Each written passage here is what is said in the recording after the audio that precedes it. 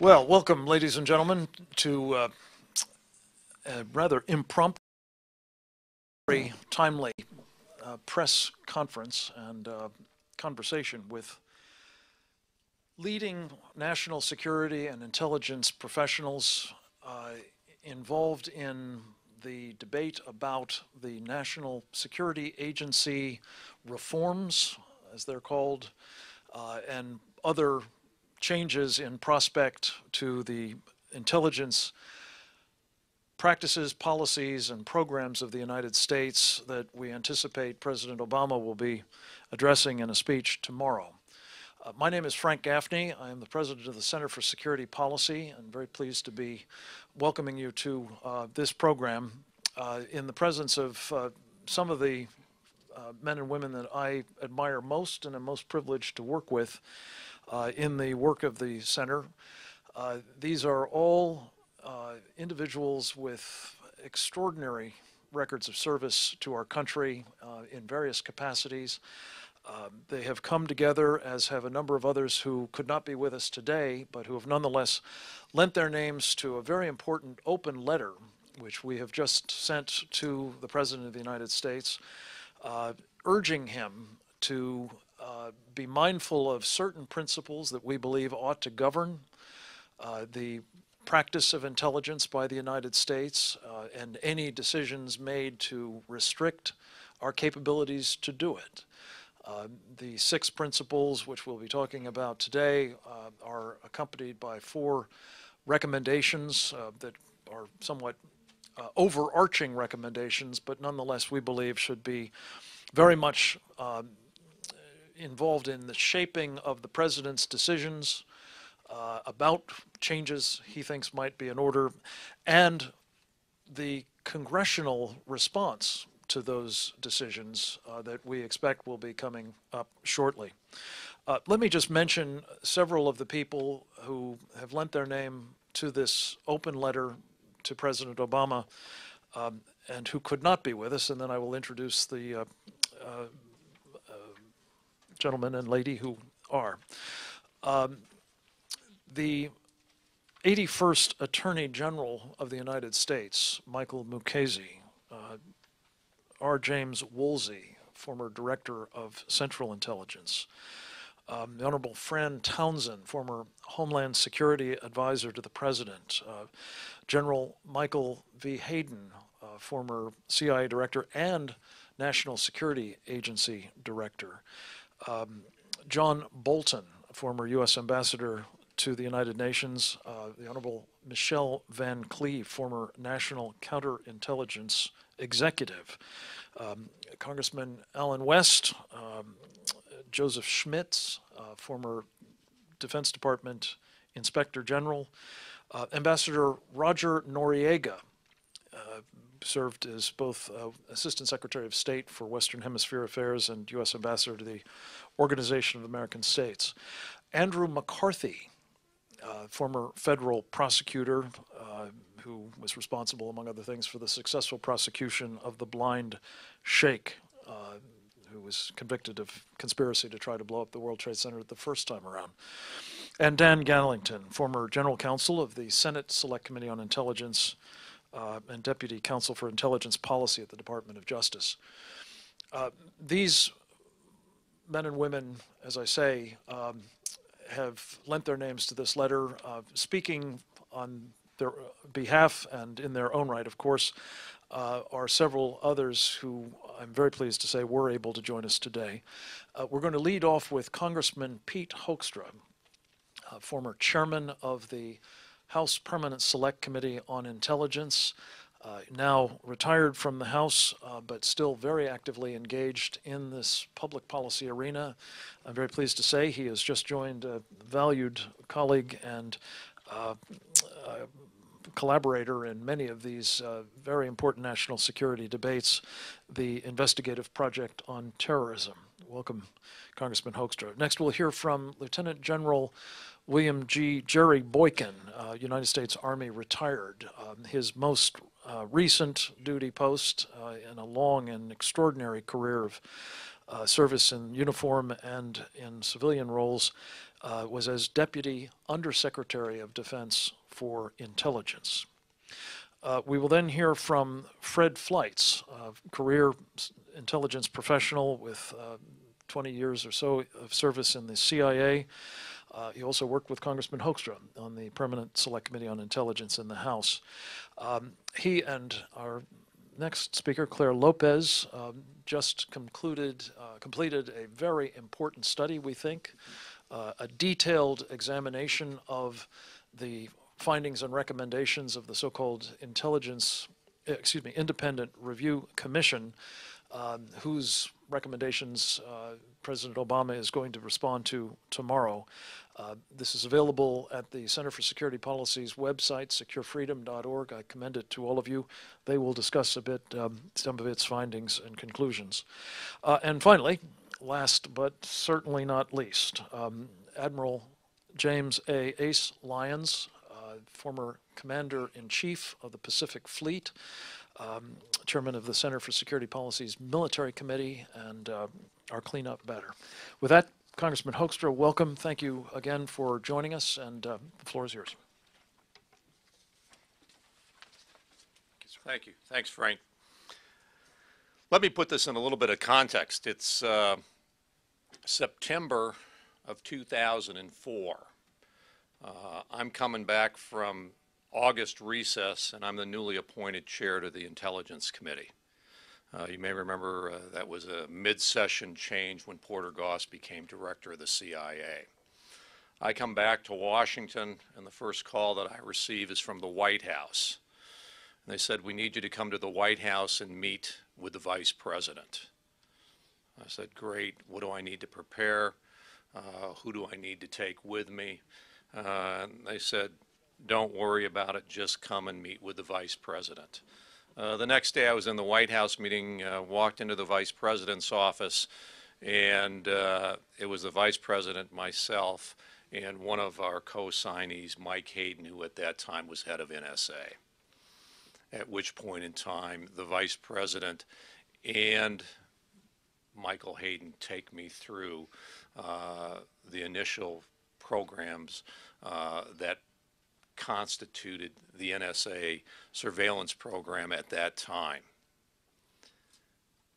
It's evolved into a lot of different things, but I think it's important to bring that up because as I took a look and we worked with this group and developed the principles that we articulate today are the same principles that were articulated in 2004 and were the same principles that were articulated immediately after 9/11 in guiding the operations of NSA and the entire intelligence community.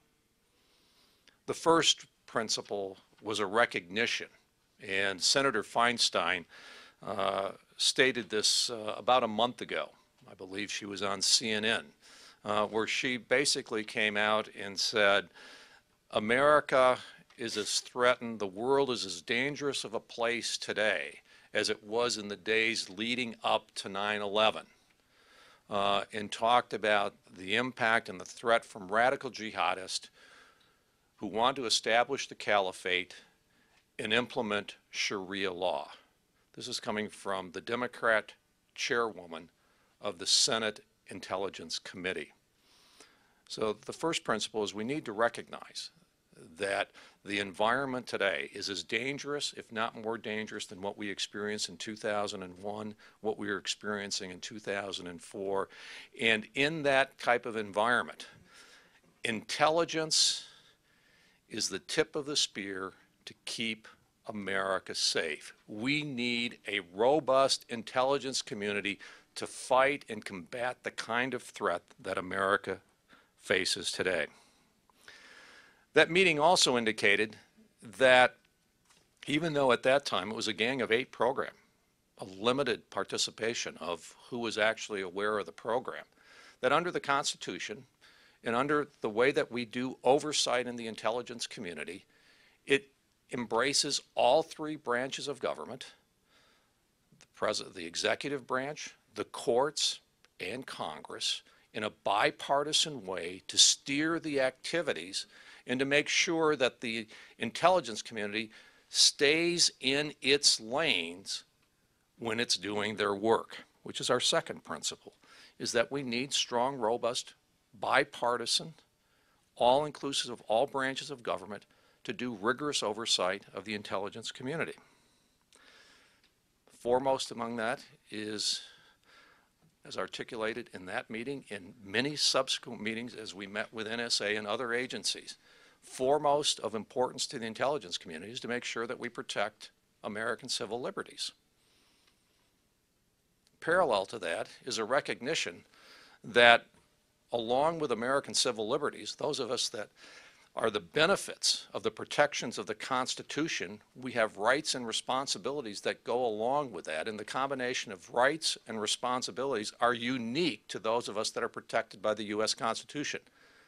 They do not and should not be extended to organizations, geographic areas, or individuals that do not carry with them the responsibilities of being Americans.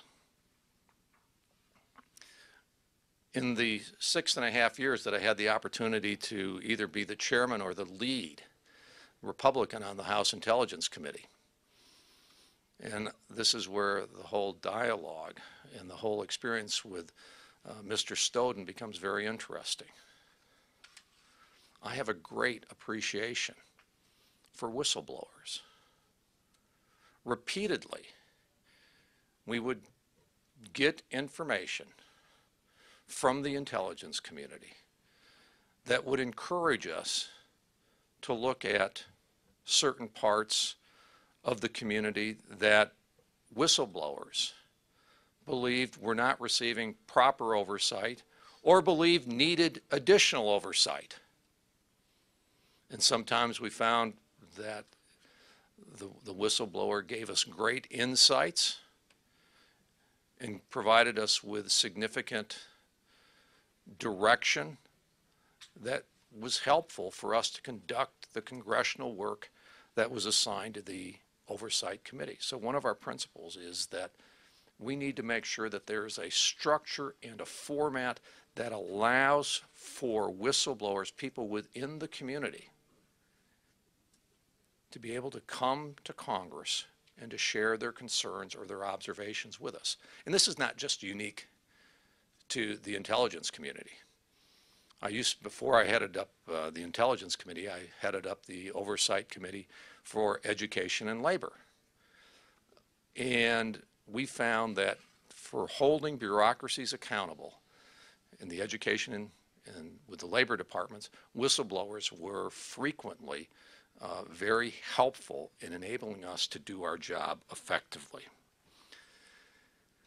The last principle that formulates our view of how we look at the world and what should guide the President and Congress as they make their decisions in the coming weeks, as the President makes his recommendations tomorrow, is that in an era of big data, we need to talk about privacy and what constitutes privacy, but we also need to recognize that as we talk about big data, it is a huge economic opportunity for the United States on a global basis. We lead the world in the technology and the capabilities. And so we need to be very, very careful about how we develop our intelligence capabilities, the relationships between government and the private sector, to make sure that the measures that we put in place do not harm the competitiveness of American businesses around the world. So the objective of these principles is to develop a framework that enables us to maintain a rigorous, robust intelligence capability that keeps America safe, that protects American civil liberties, and allows the United States to maintain a strong competitive advantage in an area of technology that is growing rapidly, and that actions by government do not infringe on that. That kind of sets the context for it. I'll let other folks go through the specific recommendations and the framework before we take questions. Congressman, thank you very much. General Boykin?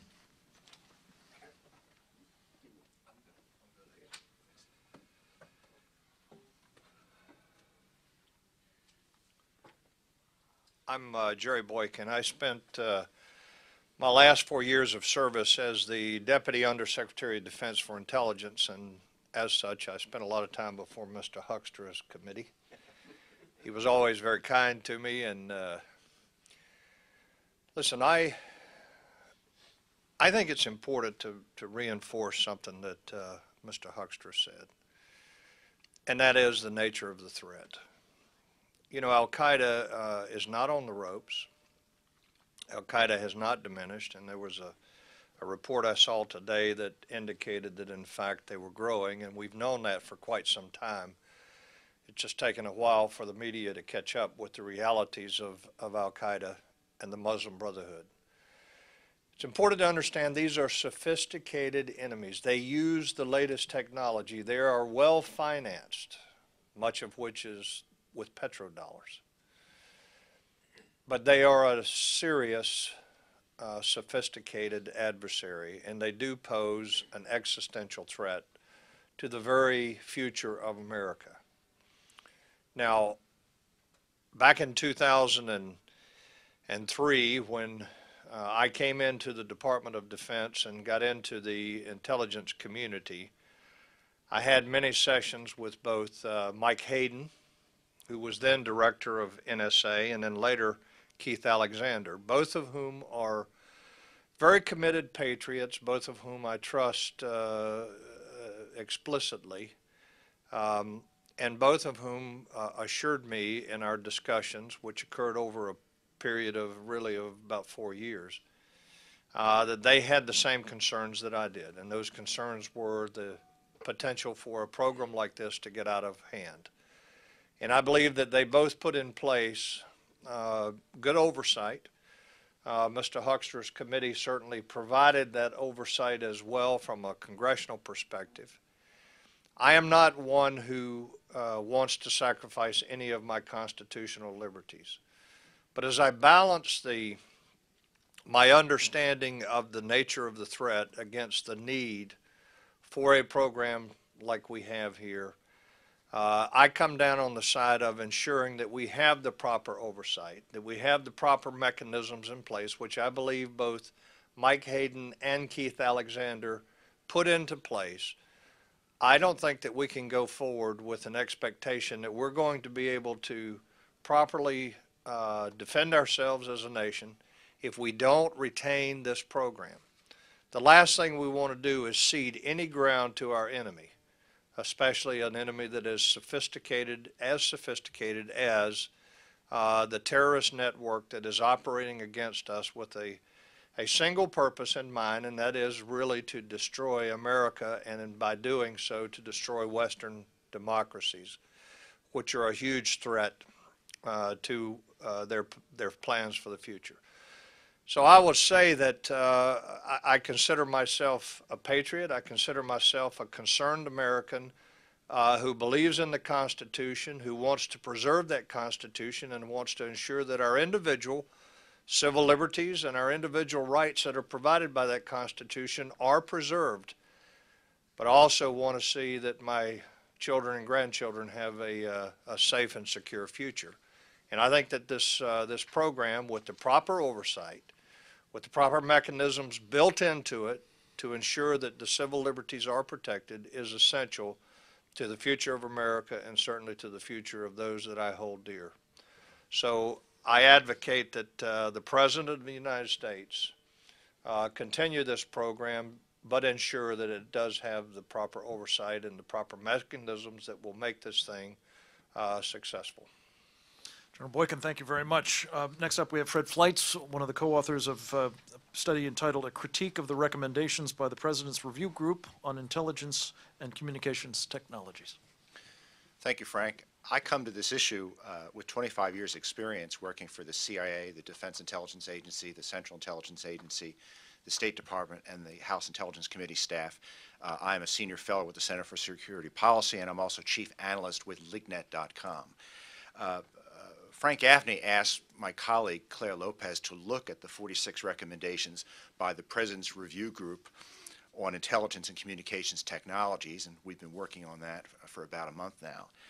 We found a report that was completely inconsistent with security threats facing today's world, a world which is just as dangerous as it was in 9/11.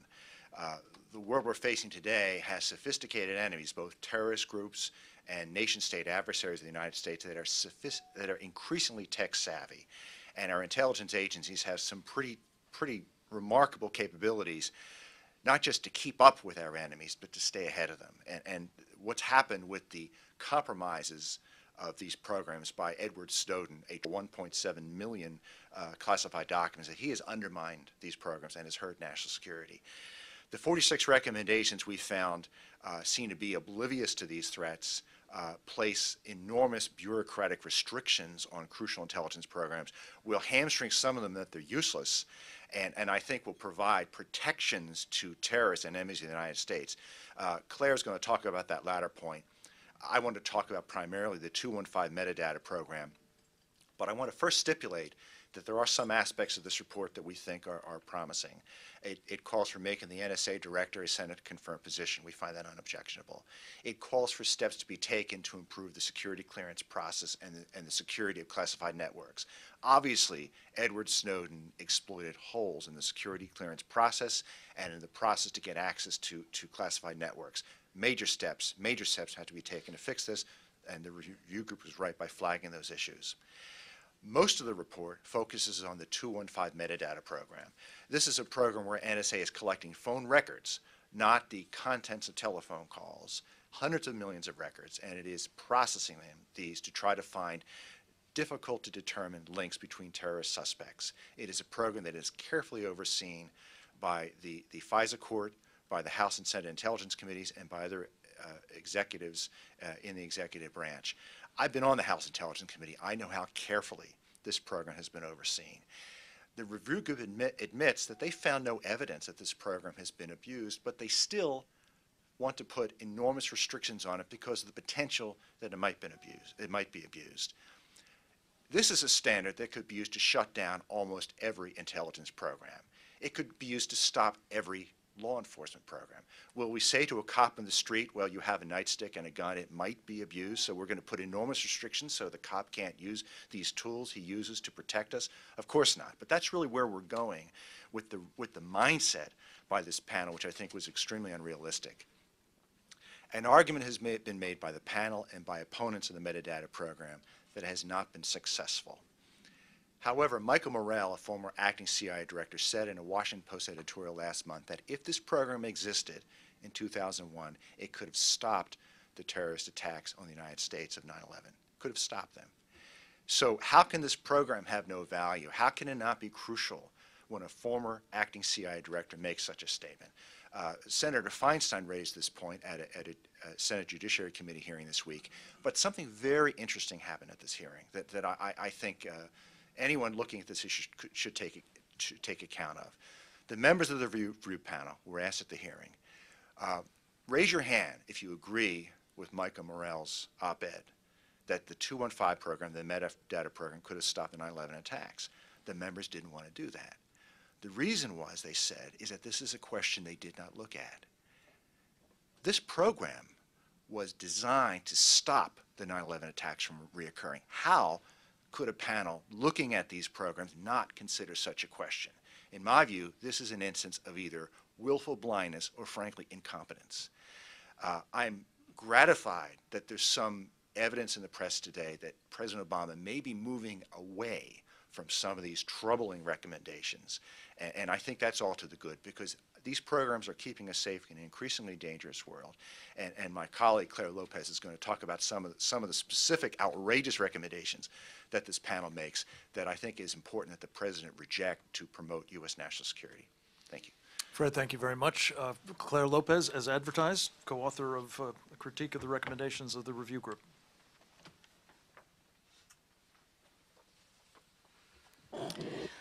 Thank you very much, and thanks to all of you for being here with us today in this very important look that we're going to take at these recommendations about the future of our intelligence collection programs.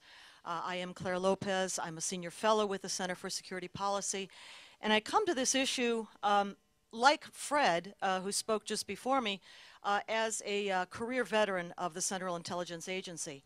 I was an operations officer for 20 years, and that means I was a collector, but at the same time, I was also a consumer of intelligence. It works both ways, and from that perspective, I came to understand the value of the intelligence collection programs that NSA brings to the intelligence community. Now, as a Center for Security Policy Fellow, taking a more detailed look at these programs, I wanted to highlight a couple of the recommendations that my colleagues before me have spoken of as well, General Boykin and Chairman Hoekstra and also Fred Fleitz. And that is specifically how dangerous the adversaries are that face the United States today. These adversaries are not just highly educated, very tech savvy, very sophisticated, but they are interconnected in a way that I think was not the case perhaps even 10 or more years ago. I think of this as something I call threat convergence. And what I mean by that is that not only do we have the traditional adversaries of nation states whose intelligence communities, intelligence agencies like the KGB or like the Chinese or like the Iranians send intelligence operatives to ferret out secrets of the United States, expose them, and diminish our national security. But those nation states and their intelligence agencies also are very much connected to subnational terrorist organizations. Take Iran, for example, which is the state sponsor of organizations like Hezbollah, closely working with Al-Qaeda from 9/11 onwards, before 9/11 and after. And so you have nation-state capabilities and their intelligence capabilities allied with Islamic terror organizations, and also you have a group, let's say, take like Hezbollah, which is a subnational jihadist organization that receives its support from a nation state with all the power that that implies, but then itself is also working together with organized crime, narco-trafficking organizations, and even gangs. Put all of these things together, and that's what I mean by threat convergence. This is what faces the NSA and its intelligence collection programs today. It's not simply one or the other, or they cannot be separated distinctly as perhaps might have been the case in the past. They are interconnected, they work together, sometimes on an ad hoc or an opportunistic basis, but they are sharing and working together. Add into that a group like Anonymous, which includes, of course, just both nation states like Russia, China, Iran, and subnational terrorist organizations like Al-Qaeda. And that is the complexity of the threat we're facing today. So specifically, with regard to the recommendations from the review board, perhaps that certain key terrorist groups, communities, or those holding particular religious or political ideological beliefs should be placed off limits somehow, seems to me absurd and a serious threat in and of itself if such a recommendation were to be implemented to American national security. And then along with that, one other corollary recommendation from the review board, which is that privacy rights, United States privacy rights granted to United States citizens, United States persons, that those rights should be extended outside of American citizens, outside of the United States, that those privacy rights should be extended to foreigners, perhaps some of those that we've just discussed. To me, that also is a very dangerous and naive recommendation that this group that put this together, the Center for Security Policy, oppose entirely. And so I think those are the highlights of the recommendations that I would bring to you today.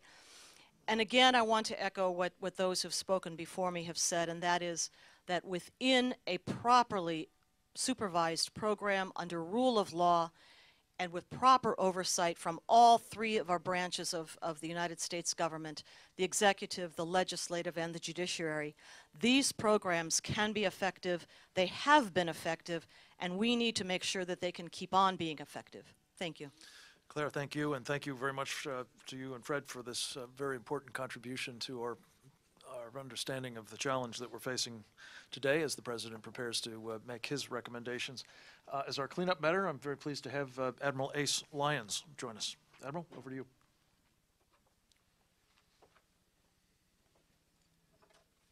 Well, thank you, Frank, and thank you all for being here. Since I'm somewhat known to be blunt, let me put it all in perspective for you. If I were a member of Al-Qaeda, and more importantly, the leadership, I'd tell you, go out and endorse every one of these Presidential Review Group recommendations. If you did, it'd make my job much easier. Certainly, I don't see where any of these enhance the security of the American public or this great country. We know the threat today is much greater than it was in 9/11. In 9/11, we still had governments in control who were friendly to the United States, holding down the Al-Qaeda militia threats. You don't have that today. Since June of 2009, they've been released, and we've seen the chaotic situation that has evolved in the Middle East. You know, when I looked at these recommendations, I said to myself, this is a Muslim Brotherhood input. With the Muslim Brotherhood penetration into almost every national security agency of the United States government, I see reflected in these recommendations some of their thinking. It'll only make our job much harder, and I can tell you as a former commander, some of the key information I was able to use in preventing or getting ahead of a threat came from those NSA capabilities that are being proposed to be curtailed today. And let me give you an example of one. You know, in the Marine barracks blow-up, we had the information 4 weeks before. NSA had it, and they put it out. And they did it through the electronic surveillance of the Iranian ambassador in Damascus, giving the orders to the terrorist group to concentrate your attacks on the multinational force, but take a spectacular action against the United States Marines. Unfortunately, they put the message out on the 27th of September. It got lost somewhere. I didn't get to see it until 2 days after as the Deputy Chief of Naval Operations. But nonetheless, it was NSA who was out ahead of it. And it's that type of information which will prevent future attacks on the United States.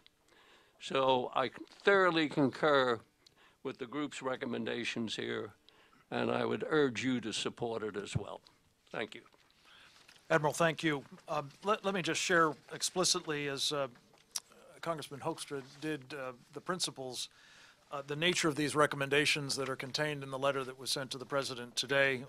They involve 4 topics: foreign collection, Section 215, security, and recommendations with respect to congressional action. I won't go through them in detail, except to say that I think, as you've heard from each of our speakers, in the kind of environment we're in, robust intelligence collection is mandatory. The very survival of Americans rests on its success. In Section 215, as Claire and Fred have mentioned most expressly, we believe that the system in place today to ensure that there is appropriate attention paid to and treatment of American civil liberties is the norm, even as collection of vital intelligence is pursued. With respect to security, Claire has mentioned, I think, the point about the need to improve the security clearance process. Frankly, it is a travesty. The problem that has been mentioned about Edward Snowden is one manifestation of it. There are others that you can think of. I think the one that Admiral Lyons referred to a moment ago involving the Muslim Brotherhood is another.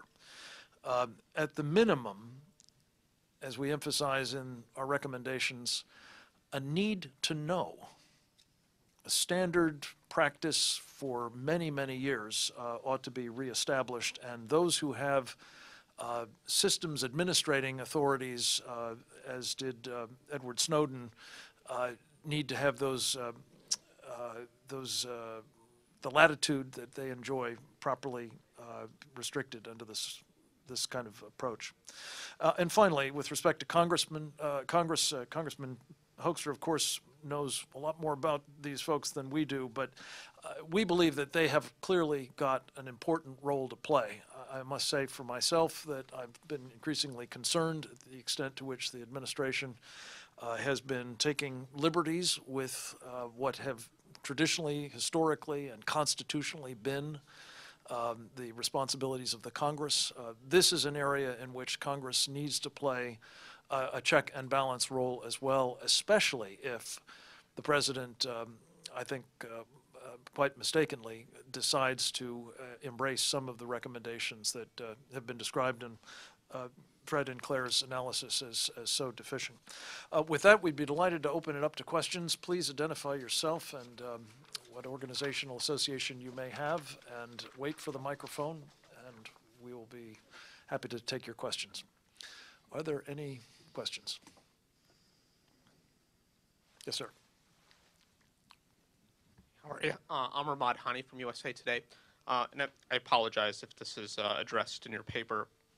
But on the review panel's recommendation to reduce holding bulk data from 5 to 2 years, specifically on that, it seems that their sense is that the use of this the data is fleeting. And I think in the Admiral's, what he's talking about, a lot of this information, it's a matter of time, and it's very contemporary information at what you're looking at. Can you address that? Why don't I ask our intelligence professionals here to do so? Fred? Well, the review group has made an assertion that this data could be, the holding time could be released from 2 to 5 years. The Senate Intelligence Committee does not agree. In the FISA Improvement Act of 2013 that passed on a vote of 11 to 4, they are continuing to keep the 5-year limit. So who do we believe? Do we believe this panel of 4 people who don't understand the program, or do we believe members of the Senate Intelligence Committee who have been studying this for years and are following it very closely? I tend to believe there should be a bipartisan solution to the concerns about the metadata program, and that the recommendation, some of this panel is sort of amateurish. They're shooting in the dark at this 2-year limit. They don't know that this is fleeting. And I would say that if Senator Feinstein, a liberal Democrat, believes that a 5-year limit is appropriate, that's probably the way to go. Anybody else on that? Yes, sir. When the president Could you asked, identify I'm yourself, sorry, I'm please? David Sanger from the New York Times. When the president asked the review group to get going, the charge he put to them was, don't tell me what's legal here, because I think he came to the conclusion that most of the programs he believed were were legal under the existing statutes. But tell us whether or not our technology has at any point outpaced our common sense. In other words, are we doing things simply because we can rather than because we should? As I was going through your critique, I was wondering if you can point us to any places where you believe that the technology that was being used by the NSA or its affiliate organizations had gone beyond what was necessary. If you were answering the president's question, you had to lay out 3 or 4 things for him that you thought, the NSA doesn't really need to do this. They're only doing it because we now have the capability and didn't a decade ago. What would those be? Let me just say a word before turning it over to others.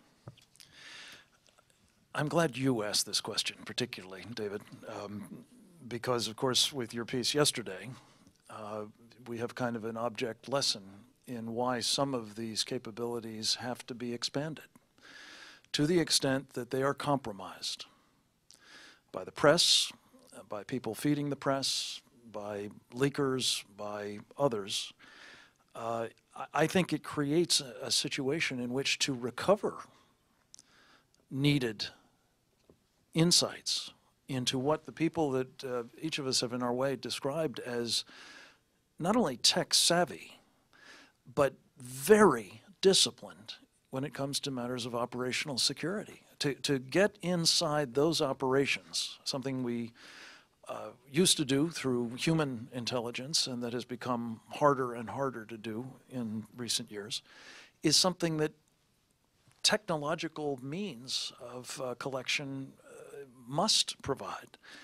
And I have to say that the extent to which the New York Times in particular has seemingly made its life's work the compromising of technological means, not always by themselves, but certainly with help from others where necessary. It really, I think, begs the question, are we doing enough to reconstitute capabilities that have been compromised? I personally think that intelligence is an insurance business in part. The argument that we haven't needed these capabilities so far, which is now being used as a reason to get rid of some of them, I think completely misses the point. We're dealing with dynamic threats. They've been described here, I think, very well as increasingly aggressive as well as formidable. And to the extent we've lost the means to monitor some of these communications through one disclosure or another, I think it just has made it that much more necessary for technology to be adapted. And so I'm personally supportive of that and don't think that we've been doing it just because we can. Congressman? Yeah. I mean, there's a number of ways that you can look at your question, one of which would be cost benefit. And Congress goes through that process on a very, very rigorous basis. I can remember the intelligence community regularly coming to the Intelligence Committee during the appropriations process. And, and they're saying, with this money, we can do, and we think we can accomplish these types of things. And we take a look at available resources. We take a look at, what the benefit would be, and Congress would continually make the cost-benefit justification. And we would draw the line and say, we're only going this far because that's all we can afford, and going beyond that just doesn't make sense and maybe common sense. But I would really like to reinforce the point that Frank makes. Technology is moving so rapidly, and just as NSA and other parts of the intelligence community are always trying to stay 1, 2, 3, 4 steps ahead of our adversaries to be able to get the information that they believe and that Congress believes and the executive branch believes will help keep America safe. Those that are trying to keep secrets from us and keep their plans and intentions and capabilities secret from us are actively involved in developing the technology, the capabilities, the practices that will enable them to maintain their secrecy and privacy away from the intelligence community. And so on a cost-benefit analysis, Congress does that every year, and they do it on a regular basis. But with the kinds of threats that we face today, it is absolutely essential. And that's why it is, one of our first principles is we need a robust capability if we expect to get the intelligence that will enable us to keep America safer. Plus, the enemy is very adaptive. Would you say that again, just for the mic? Our adversary is very adaptive. When we went into Afghanistan, one of the things that the Taliban and Al-Qaeda were using were Thuraya phones. And after a couple of weeks, an NSA picked up on the Thurayas. We were monitoring everything they were saying, and then the kinetic community picked up on it, and we were geolocating them and putting a JDAM on them. Well, they didn't use Thurayas much longer. They adapted, and they went to more complex systems. Osama bin Laden, one of the reasons it took so long to find him was because he knew our capabilities, and he basically quit communicating, except by the oldest means, which was couriers. It's a very adaptive enemy, and they're adaptive technologically. They will take technology that we haven't really considered, and they have ways that they adapt that technology, and they use it very effectively.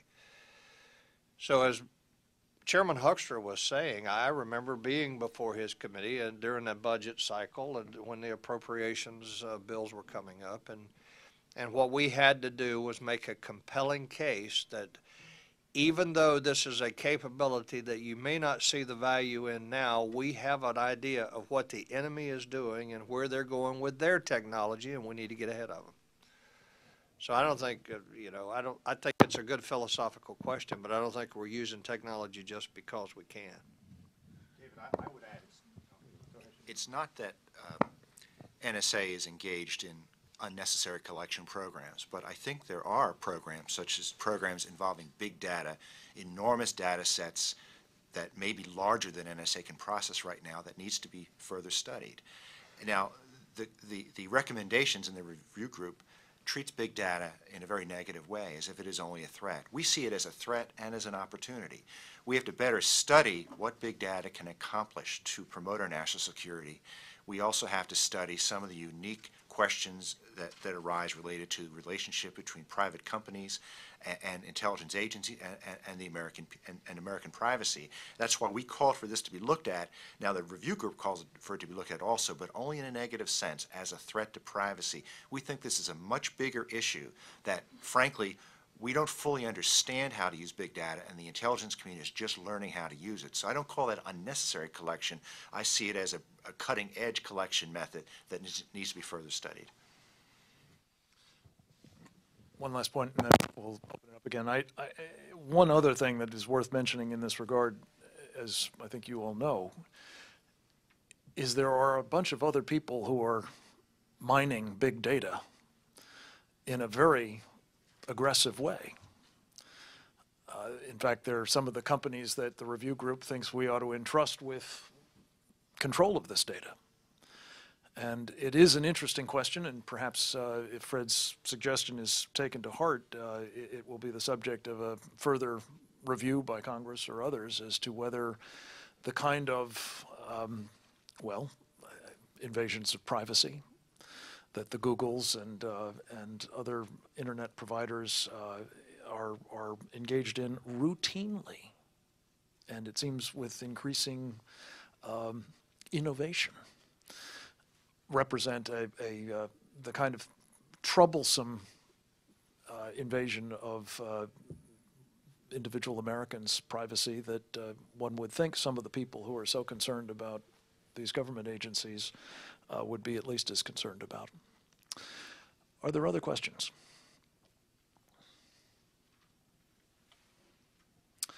If not, I think we may be able to say thank you very much for coming. We appreciate particularly doing so on short notice, and we hope very much that these contributions, the open letter and the study by Claire and Fred will begin a conversation. The President will be joining tomorrow, and we look forward to continuing it after his remarks are completed. Thank you very much. Thank you to this great panel.